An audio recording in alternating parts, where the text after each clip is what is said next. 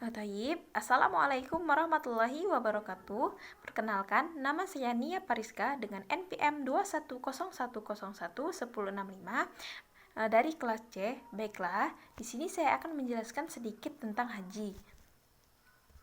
Yang A, pengertian haji.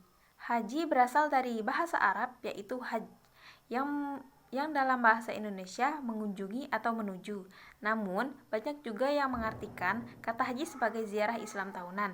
Ziarah tersebut dilakukan di kota Mekah dan kota Arab, kota paling suci bagi umat Islam. Kata haji ini mirip dengan bahasa Ibrani yang memiliki bunyi yang sama dan memiliki arti hari libur.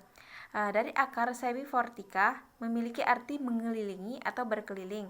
Dalam tradisi orang Yahudi, pengantin wanitanya akan mengelilingi pengantin pria selama upacara pernikahan. Demikian dalam Islam, orang yang melakukan ibadah haji akan mengelilingi Ka'bah. Yang B, hukum haji. Hukum haji dituliskan dalam Al-Quran dan juga hadis. Berikut adalah surah yang menerapkan kewajiban haji, yaitu surah Al-Imran ayat 97, yang artinya di sana terdapat tanda-tanda yang jelas, di antaranya makam Ibrahim. Barang siapa yang memasukinya, amanlah dia. Dan di antara kewajiban manusia terhadap Allah adalah melaksanakan ibadah haji ke Baitullah, yaitu bagi orang-orang yang mampu mengadakan perjalanan ke sana. Barang siapa yang mengingkari kewajiban haji, maka ketahuilah bahwa Allah Maha Kaya dan tidak memerlukan sesuatu dari seluruh alam. Yang C yaitu syarat-syarat haji. Yang pertama itu yaitu beragama Islam, yang kedua berakal sehat, yang ketiga sehat secara jasmani dan rohani, yang keempat sehat dan kuat untuk menjalankan ibadah haji, yang kelima memahami ritual haji dan kesiapan mental karena ibadah haji merupakan ibadah yang dilakukan selama berhari-hari. Yang keenam yaitu balik mencapai usia dewasa atau merdeka, bukan seorang budak. Yang ketujuh, mampu baik secara fisik dan mental dan juga materi. Ibadah haji akan membutuhkan biaya perjalanan yang tidak murah. Jika seorang harus menjual satu-satunya sumber kehidupan yang dimiliki, maka hal itu tidak diperbolehkan karena akan mendatangkan banyak mudarat bagi seseorang tersebut dan keluarganya. Yang D, rukun-rukun haji. Yang pertama yaitu ihram. Ihram adalah nama yang diberikan untuk keadaan khusus, keadaan suci, dan menandai dimulainya ritual haji untuk setiap jamaah. Ihram dimulai dengan membaca niat dan menggunakan pakaian serba putih untuk melambangkan kesucian dan kebersihan. Yang kedua yaitu wukuf. Wukuf adalah ritual untuk berdiam diri.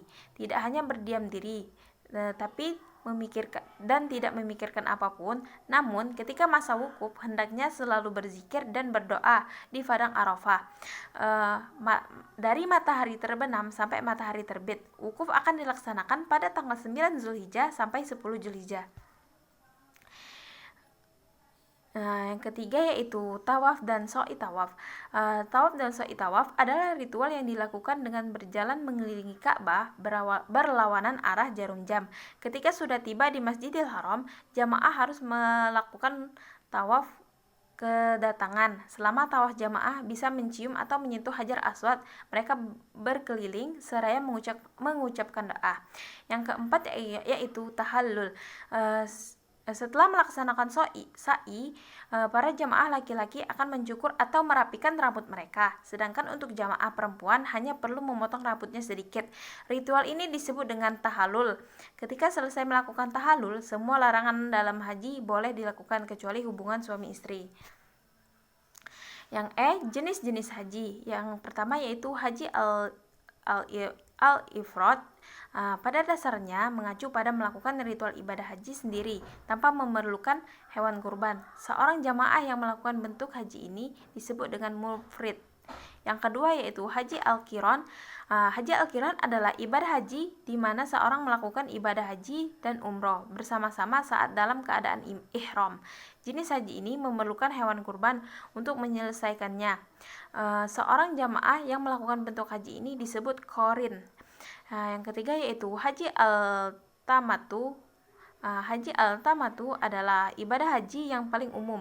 Haji ini adalah jenis haji yang dianjurkan oleh Nabi Muhammad untuk dilakukan oleh para sahabatnya. Jenis haji ini mengacu pada melakukan ritual umroh selama musim haji, kemudian melaksanakan ritual haji antara 8 sampai 30 Zulhijjah. Ritual umroh dan haji yang dilakukan harus dalam keadaan ihram yang terpisah. Yang terakhir yaitu keutamaan haji. Ibadah haji adalah salah satu ibadah yang mulia. Haji adalah rukun Islam yang kelima dan wajib ditunaikan bagi orang yang mampu. Keutamaan haji disebutkan di dalam Al-Quran dan Sunnah Nabi. Berikut adalah keutamaan dari haji. Haji adalah amalan yang afdol.